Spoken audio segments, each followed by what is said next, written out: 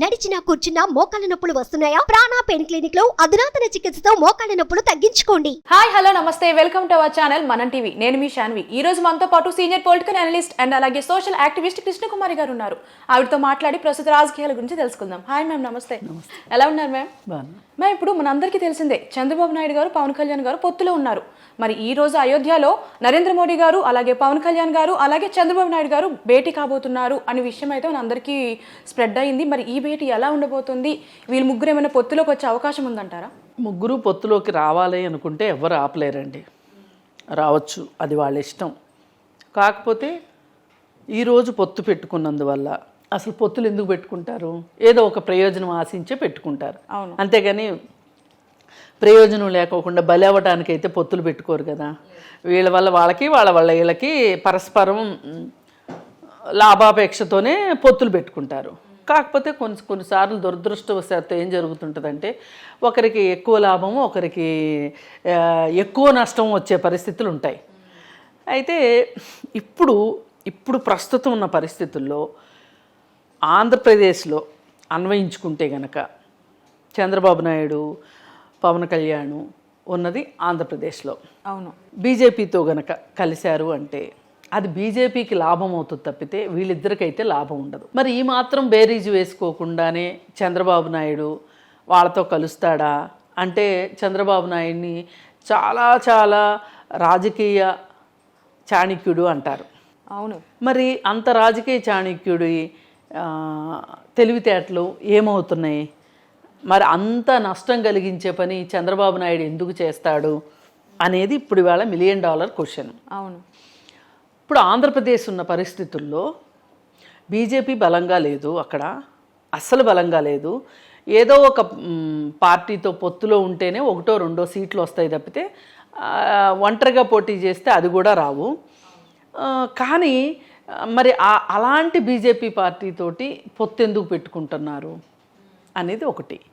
రెండోది ఏంటి అంటే అసలు ఆంధ్రప్రదేశ్ ప్రజల మనసుల్లో బీజేపీ గురించి ఏముంది, బీజేపీని వాళ్ళు ఎలా స్వాగతిస్తారు, ఎలా అసలు బీజేపీ మీద వాళ్ళ మనోభావం ఏంటి అనేది కనుక ఆలోచిస్తే ఇవాళ ఆంధ్రప్రదేశ్కున్న పరిస్థితులు, వాళ్ళ కష్టాలు, వాళ్ళ నష్టాలు, వాళ్ళ రాష్ట్రం విడిపోయినప్పటి నుంచి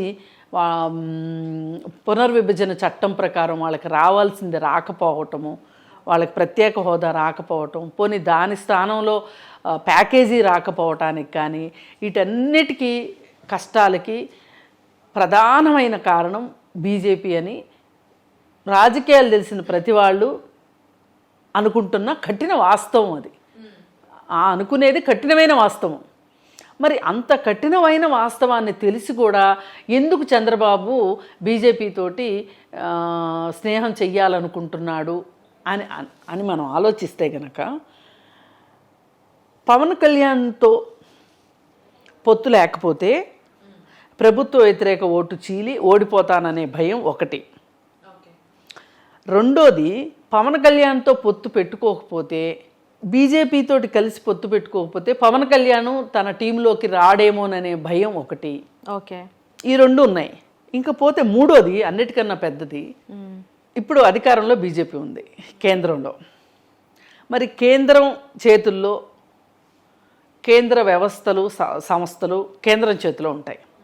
వాటి ద్వారా తనని గెలవనీయకుండా చేస్తారనే ఒక భయం చంద్రబాబు నాయుడిని వెంటాడుతుంది. ఓకే, ఈ కారణాలన్నిటితోటి బీజేపీతో కూడా ఉన్నట్లుగా పొత్తున్నట్లుగా నటించాలనుకుంటున్నాడా, నిజంగా నటిస్తాడా, నిజంగానే ఉంటున్నాడా లేకపోతే నటిస్తున్నాడా? అవును, ఎన్ని ప్రశ్నలు. పైగా అసలు ఎంతైతే మట్టుకు అసలు చంద్రబాబు ఇంత ఆలోచించడం ఏంటండి అని చాలామంది అనుకోవచ్చు. కానీ అసలు దౌర్భాగ్యం ఏంటంటే వీళ్ళు మీటింగ్ పెట్టుకోవడానికి అయోధ్య దొరికిందా వీళ్ళకి? అయోధ్యకి దేవుడి కోసం వెళ్తున్నారు వీళ్ళు, రాజకీయాల కోసం వెళ్తున్నారా? అంటే దేవుడి పేరు చెప్పి రాజకీయాలు చేస్తున్నారా? రాజకీయాల కోసం దేవుడికి పూజలు చేస్తున్నారా వీళ్ళు? అసలు వీళ్ళకి మతి ఉందా లేకపోతే సిగ్గుందా? ఏమనుకుంటున్నారు అసలు? అసలు దేవుడికి కూడా ఇంత అపరదిష్టి తీసుకొస్తారా? అసలు సామాన్య భక్తులు ఇలాంటి విషయాలను అసలు ఆలోచించరా, అర్థం చేసుకోరా? ఇప్పుడు దేవుడంటే భక్తి ఉందా లేదా అనేది వేరే విషయం అండి. భక్తి ఉన్న భక్తుల మనోభావాలతో కూడా ఆడుకుంటాము. రాజకీయ నాయకులకి అసలు తగునా? ఇప్పుడు వాళ్ళు అక్కడ ఏదో గుడి ప్రతిష్ఠ జరుగుతుంది, అది అక్రమమా సక్రమమా మంచా చెడు అనేది వేరే విషయం. ఏదైనా దేవుడి కార్యం కదా అక్కడ జరుగుతుంది. అవునవును. ఇప్పుడు మాలాంటి వాళ్ళం కూడా దేవుడు అంటే నమ్మకం లేని వాళ్ళం కూడా మేమేం మాట్లాడింది ఎందుకు అంటే వాళ్ళ మనోభావాల మీద మనం దెబ్బతీసే హక్కు మనకు లేదు. అసలు వాళ్ళ మనోభావాల గురించి మాట్లాడకూడదు.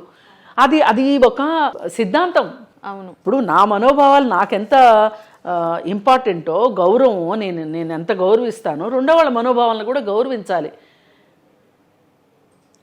నమ్మకాలు తీసి పక్కన పెట్టండి కాసేపు. మనోభావం, అది వాళ్ళ మనోభావం. దేవుణ్ణి నమ్మేవాళ్ళు ఇవాళ రాముడికి అక్కడ ప్రతిష్ఠ జరుగుతుంది, వాళ్ళు సంతోషంగా ఉన్నారు, ఉండనివ్వండి. ఎవరి సంతోషాన్ని అన్నా కాదనే హక్కు మనకు ఎవరిచ్చారు అసలు? అవును. కానీ మీరు మట్టుకు పని కట్టుకుని అసలు దేవుణ్ణి అడ్డం పెట్టుకుని మీరు రాజకీయాలు చేయడం ఎంత అవమానకరం అండి. నిజంగా దేవుడికి అవమానకరం ఇది. అసలు నాకు అనిపిస్తుంది నిజంగా వీళ్ళు దేవుణ్ణే నమ్ముతున్నారా? నిజంగా దేవుణ్ణి నమ్మితే గనక, నిజమైన భక్తులు గనక అయితే గనక వీళ్ళు అసలు ఈ విషయం దేవుణ్ణి కూడా పలచం చేసేటట్లుంది, చులకం చేసేటట్లు ఉంది అనే ఒక భయం వీళ్ళని వెంటాడట్లేదా? ఓ పక్క దేవుడే, వీళ్ళ రాజకీయాలే, వీళ్ళ సమాలోచనలే. దేనికైనా గుడి బడి అంటారు. ఒక లిక్కర్ షాప్ పెట్టుకోవడానికి ఒక గుడి బడి అంటారు. ఎందుకంటారు? గుడికి ఒక పవిత్రమైన ఉద్దేశంతో భక్తులు ప్రశాంతమైన వాతావరణం కోసం వెళ్తారు. అవును. అలాగే బడి అంటే అక్కడ దేశ పౌరుల్ని తీర్చిదిద్దే ప్రదేశము. ఆ చిన్నపిల్లల మీద, విద్యార్థుల మీద ఆ ప్రభావం చూపకూడదు అని. మరి మనం ఒక గుడి బడి దగ్గరనే మనం ఇంత ఆలోచిస్తున్నప్పుడు, ఇంత పెద్ద అయోధ్య రామాలయం కట్టుకునేటప్పుడు అక్కడ రాజకీయం ఏంటండి అసలు? అక్కడ మీటింగులు ఏంటి అసలు? ఒప్పర మీటింగులు మీరు ఎక్కడైనా పెట్టుకోవచ్చు కదా.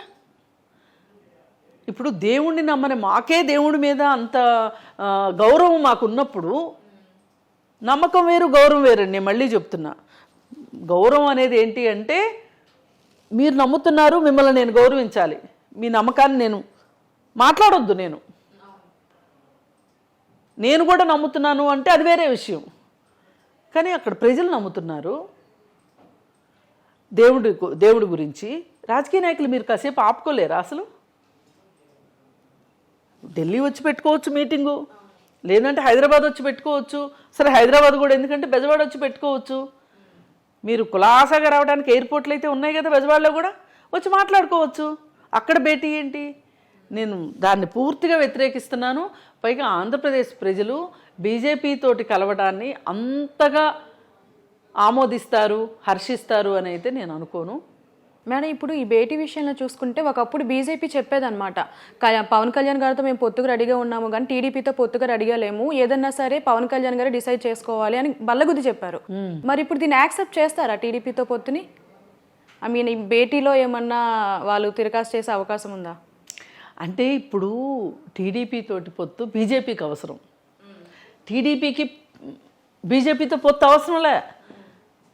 వాళ్ళకేవో 2 సీట్లు నంచుకుందామని చూస్తున్నారు వాళ్ళు ఈ పొత్తుతోటి. కానీ ఇది చంద్రబాబు నాయుడికి నష్టం. బీజేపీని ఎంత చంద్రబాబు నాయుడు పక్కన పెడితే మోడీ, జగన్మోహన్ రెడ్డి ఒకటే అన్న ఉద్దేశాన్ని ప్రజల్లోకి తీసుకెళ్లడం అవసరమైన విషయం. ఇక్కడ నిజం కూడా అది. అసలు నేను వ్యతిరేకిస్తుంది అయోధ్య పరమ పవిత్రమైన ప్రదేశం అని మీరు చెప్పుకునేటప్పుడు ఆ పరమ పవిత్రమైన ప్రదేశాన్ని ప్రశాంతంగా ఉండనివ్వకోకుండా మీ రాజకీయాల కాకిగోల ఏంటి అనేదే నా ప్రశ్న. ఆ భేటీ అయితే మటుకు అక్కడ ఆమోదించే విషయం కాదు. ఇక అసలు అక్కడ భేటీయే జరగకూడదు అనుకుంటే అక్కడ తీసుకునే నిర్ణయాలు ఇంకెంత గొప్పగా ఉంటాయి. ఒకవేళ వీళ్ళు భేటీ అయినా జరిగేసి వీళ్ళు ముగ్గురు పొత్తులోకి వస్తా మేడం, జగన్మోహన్ రెడ్డికి ఏమైనా ఎఫెక్ట్ అవుతుందా? ఒకవేళ ఇన్ కేస్ ముగ్గురు పొత్తు ఓకే అయ్యి ఫ్యూచర్లో ఎలక్షన్స్ వస్తున్నాయి కాబట్టి? అంటే ఒక పక్క కాంగ్రెస్ పార్టీ ఇండియా కూటమి పెట్టింది. ఇవాళ ఉన్న పరిస్థితుల్లో మోడీని ఎదుర్కోవాలి అంటే ఇండియా కూటమిలోనైనా ఉండాలి చంద్రబాబు నాయుడు. లేదు బీజేపీ కూటమిలోకైనా రావాలి. ఆల్రెడీ జగన్మోహన్ రెడ్డి ఆ కూటమిలో ఉన్న తర్వాత ఈయన కూడా ఆ కూటమిలోకి వెళ్ళి ఏం చేస్తాడు? ఒక్క వరలో 2 కత్తులు ఇముడతాయా? ఇమడవు కదా. అందుకని ఖచ్చితంగా మోడీ చంద్రబాబు నాయుడిని వదులుకుంటాడా లేకపోతే జగన్మోహన్ రెడ్డిని వదులుకుంటాడా అనేది ఇక్కడ మౌలికమైన ప్రశ్న.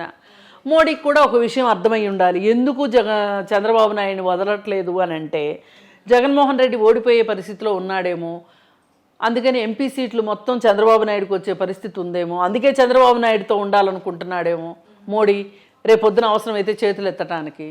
ఇప్పుడు 22 మంది ఎంపీలు నిన్నటిదాకా పార్లమెంట్లో వైసీపీ ఎంపీలు చేసిన పని అదే కదా.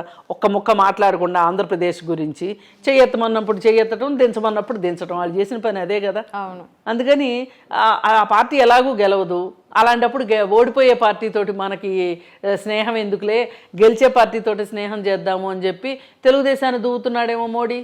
ఓకే, ఇక్కడ తెలియాల్సింది ఏంటంటే అది ధృతరాష్ట్రుడి కౌగిలి బీజేపీ అనేది చంద్రబాబు నాయుడికి తెలియాలి. Yeah ma'am, thank you ma'am.